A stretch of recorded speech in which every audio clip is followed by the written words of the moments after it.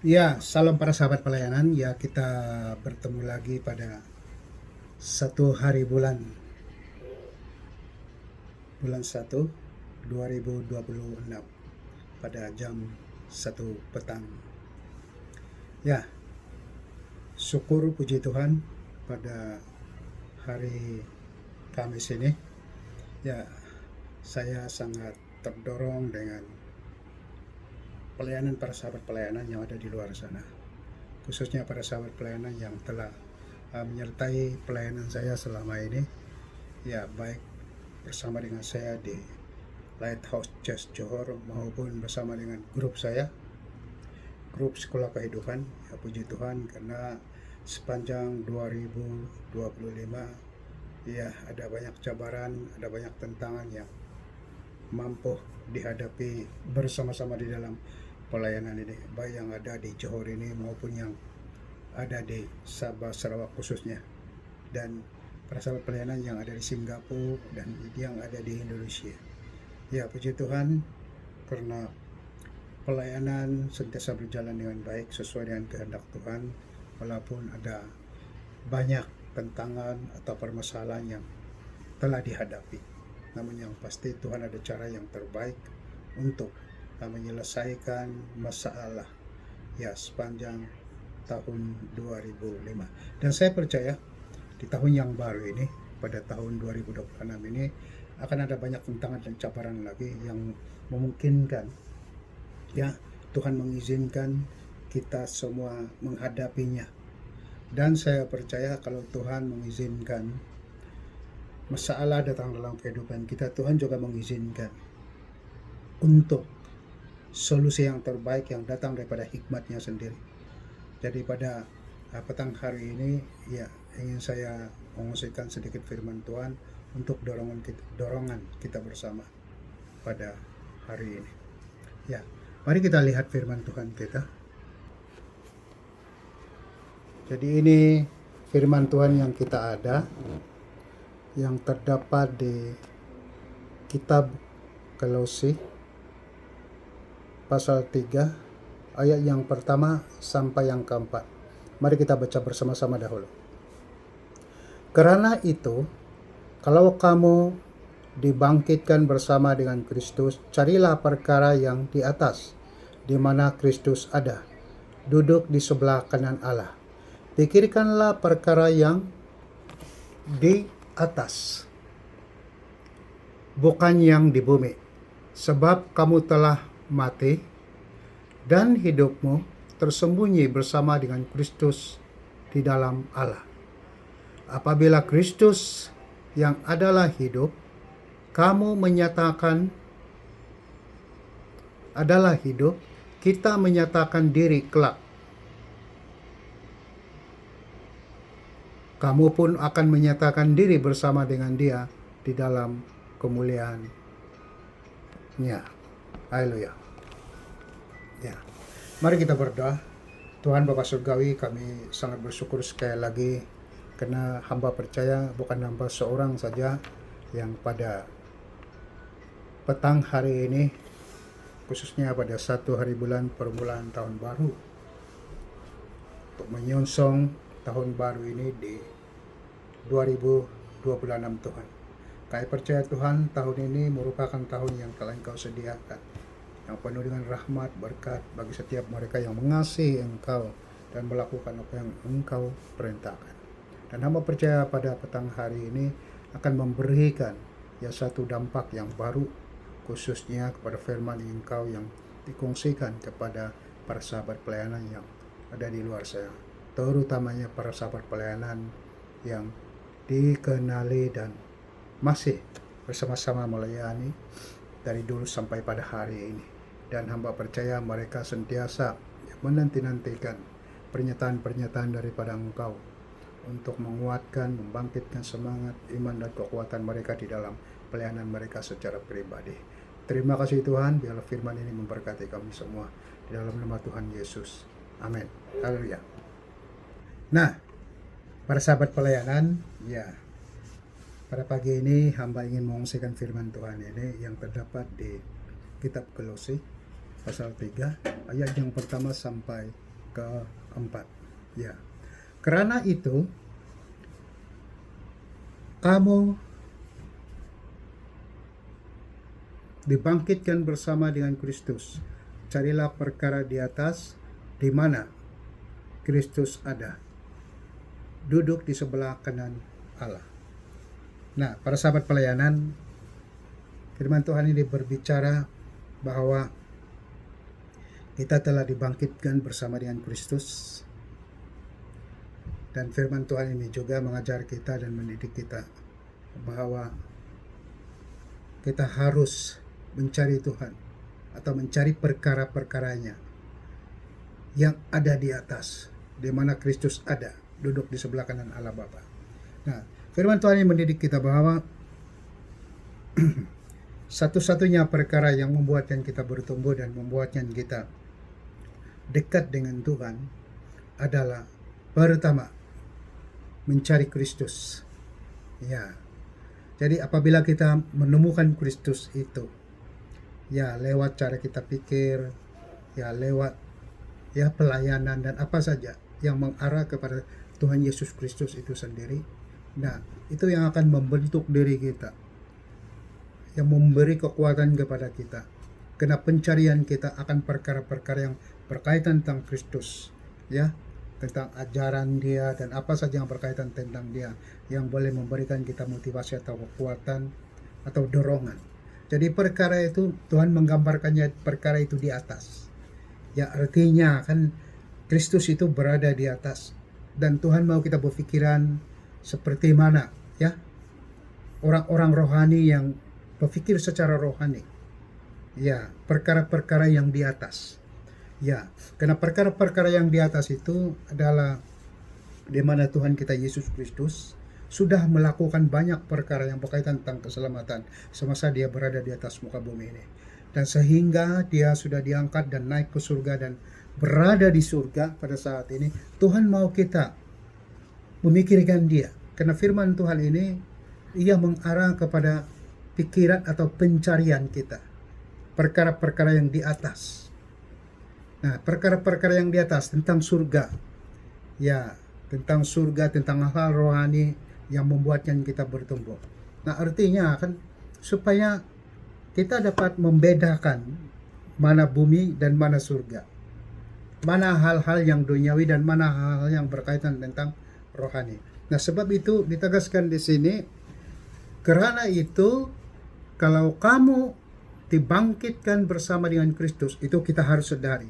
Kalau kita dibangkitkan bersama dengan Kristus, artinya kita bertanggung jawab untuk memikirkan atau mencari hal-hal yang berada di atas, di mana Kristus ada.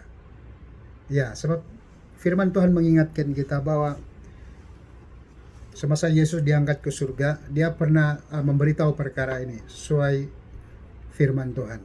Ia mengatakan seperti ini, "Aku mendahului kamu semua, aku datang ke tempat di mana asalku, tempatku berada." Ya, jadi Dia kembali ke rumah Dia, ke surga. Dan Dia mengatakan, "Aku menyediakan tempat bagi kamu semua, dan aku akan datang lagi kedua kali untuk membawa kamu semua." Nah, artinya kan kita tidak berhenti berpikir atau mencari. Ya, sebab kalau kita melihat para murid Yesus semasa Yesus diangkat ke surga, mereka tidak pernah berhenti berpikir tentang Yesus, berpikir tentang apa yang Yesus janjikan, keselamatan-keselamatan yang Yesus tawarkan secara cuma-cuma kepada mereka. Jadi mereka meneruskan pelayanan itu, kesinambungan pelayanan itu adalah amanah atau perintah Tuhan. Nah, artinya di sini kan itu berkaitan tentang surga, berkaitan tentang perintah-perintah yang berasal daripada surga yang Yesus bawa di atas muka bumi ini. Nah, itu juga yang harus kita lakukan pada hari ini di dalam kehidupan kita. Nah, sebab itulah apa yang dikatakan oleh kitab Kolose di sini ini, ya, kita harus menyadari yang kita ini telah dibangkitkan bersama dengan Kristus. Ya, jadi orang-orang yang lahir baru, ya, mereka mengalami kebangkitan iman, kebangkitan rohani. Dan bukan itu saja, ya, kebangkitan ini akan berkelanjutan. Ya, di saat kita mati nanti Tuhan akan memberi kita tubuh baru, kebangkitan yang baru, tubuh baru, kehidupan yang baru. Nah, kehidupan baru itu merujuk kepada kehidupan kekekalan yang Tuhan telah sediakan bagi kita. Nah, sebab itulah Tuhan mau kita menyadari perkara ini dan memikirkan hal-hal yang berada di atas kata firman Tuhan. Sebab apa? Dengan satu alasan, karena Yesus sedang duduk di sebelah kanan Allah Bapa. Jadi artinya Tuhan Yesus itu duduk di sebelah kanan Allah Bapanya di surga. Dia ada di sana. Nah, itulah alasan kita kenapa kita berpikir tentang surga, ya, berpikir tentang ajaran Yesus, berpikir tentang apa yang Yesus telah amanahkan, perintahkan kepada kita untuk diteruskan pelayanan itu supaya namanya terus dipermuliakan di atas muka bumi ini. Nah, yang perkara yang kedua atau ayat yang kedua, pikirkanlah perkara yang di atas, bukan yang di bumi. Sebab kamu telah mati dan hidupmu tersembunyi bersama dengan Kristus di dalam Allah. Nah, sekali lagi, pikirkanlah perkara yang di atas, bukan di bumi. Ya, kenapa kita harus berpikiran seperti itu? Ya, walaupun kita sedang duduk di bumi ini, semasa kita berada dalam kehidupan kesementaraan ini, ya, supaya kita tidak leka, tidak cuai. Ya, kalau kita tidak terlalu banyak memikirkan tentang bumi ini, tentang kehidupan, rutinitas kita, tentang masalah dan apa saja, kan kadang-kadang kita terabai perkara-perkara yang di atas. Ya, perkara yang berkaitan tentang surga, tentang kehidupan rohani, ya, tentang pelayanan. Karena kita terlalu fokus kepada dunia ini, yang kesementaraan ini. Nah, banyaknya orang tersesat karena fokus kepada bumi atau kehidupan yang kesementaraan. Mereka mengajar impian mereka di dalam dunia yang sementara ini, sehingga mereka terlupa bahwa ada satu kehidupan, ada satu impian yang nyata di masa yang akan datang, di dalam kehidupan rohani itu sendiri yang Tuhan telah tawarkan dan berikan secara cuma-cuma lewat kematiannya di atas kayu salib bagi keselamatan bagi banyak orang. Nah, sebab itulah sangat penting di sini, bukan saja memikirkan hal-hal bumi, tapi terutamanya memikirkan hal-hal di atas, tentang surga, tentang rohani.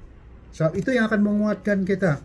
Sebab kalau kita tidak ada kekuatan di surga, kan kita tidak akan kuat di dalam bumi ini.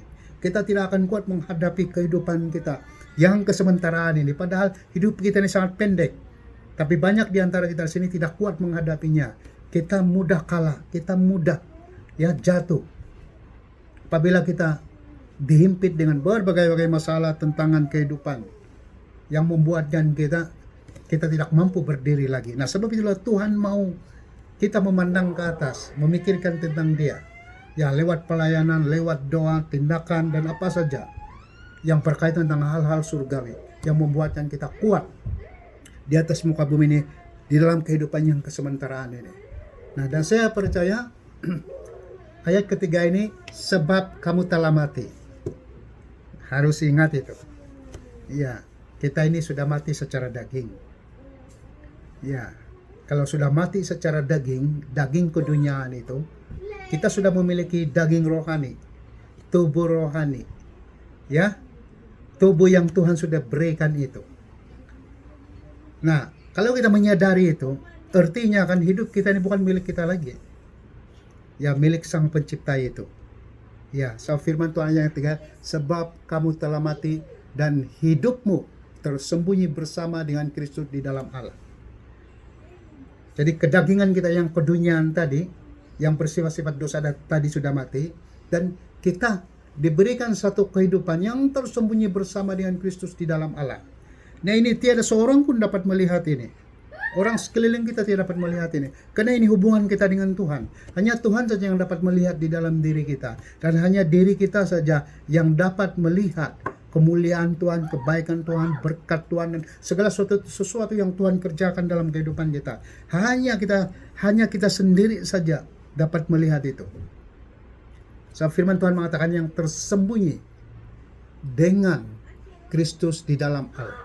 Nah, ini yang harus dipertahankan. Nah, ini hubungan baik dengan Tuhan secara pribadi. Karena penting pertobatan ini. Ya, seperti mana yang selalu diumpamakan oleh para hamba Tuhan. Ya, kehidupan kita ini bukan ukuran daripada kelihatannya seperti pokok yang rimbun daun dia hijau, nampak hebat, ya, nampak gagah, nampak berhasil, tetapi tiada buahnya. Nah, yang Tuhan perlukan, kita harus berbuah.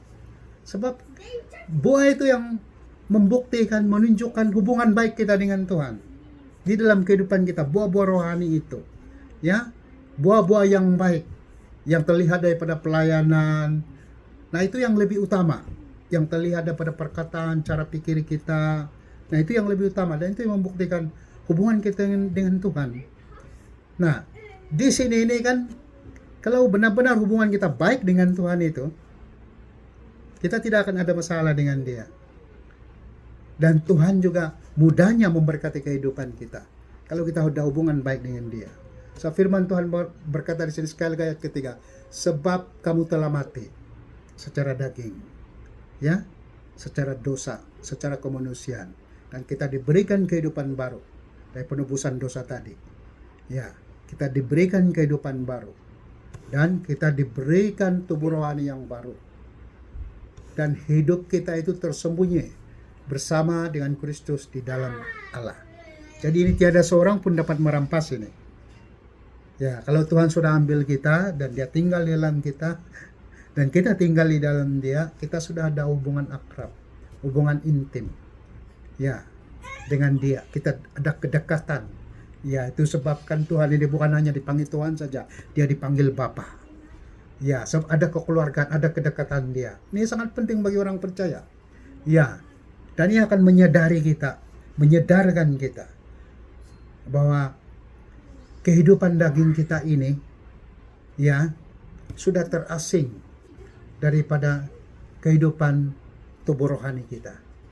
Yang saya katakan tadi itu, daging secara duniawi yang bersifat dosa itu. Nah, ini harus disadari. So, ayat yang keempat di sini, apabila Kristus yang adalah hidup, apabila Kristus yang adalah hidup menyatakan diri kelak, kamu pun akan menyatakan diri bersama dengan Dia di dalam kemuliaannya. Jadi kalau Yesus sudah mengakui kita di hadapan Allah, di hadapan Bapanya, itu berarti selama kita hidup dalam dunia ini, Dia sudah tinggal dalam hidup kita, dan kita juga tinggal di dalam Dia. Dan tidak mungkin Dia asingkan kita atau tidak mengenal kita. Tapi Dia sendiri yang memberitahu kepada Bapanya, Dia mengenal kita, Dia tahu tentang diri kita, dan Dia tahu apa yang kita buat selama kita dalam dunia ini. Itu yang paling terpenting, yang harus dipikir, harus dilakukan, yang harus ada wujud terjadi dalam kehidupan kita sementara kita masih hidup dalam dunia ini. Dan sebab itulah kamu pun akan menyatakan diri bersama dengan Dia dalam kemuliaannya. Nah, sebab itulah kita harus tegas, berani, dan ya, ada pendirian menyatakan kemuliaan Tuhan, menyatakan Yesus itu dalam kehidupan kita, dimanapun kita berada, apapun yang kita lakukan dalam kehidupan kita. Karena kita sudah dipilih untuk diberkati, untuk diselamatkan. Kita sudah dipilih untuk memperoleh kehidupan kekal itu. Kita sudah dipilih untuk mendapatkan mahkota itu. Nah, para sahabat pelayanan, ini saja perkongsian saya pada petang hari ini, dan diharapkan ini memberkati kita semua di tahun baru ini untuk meneruskan kesinambungan pelayanan amanat agung daripada Kristus Yesus, khususnya kepada para gereja yang ada di Malaysia ini, di Singapura, ya, dan di Indonesia, di Sabah, di Sarawak semuanya. Dan terima kasih diucapkan, ya, shalom, selamat tahun baru, dan Tuhan memberkati kita semua. Haleluya.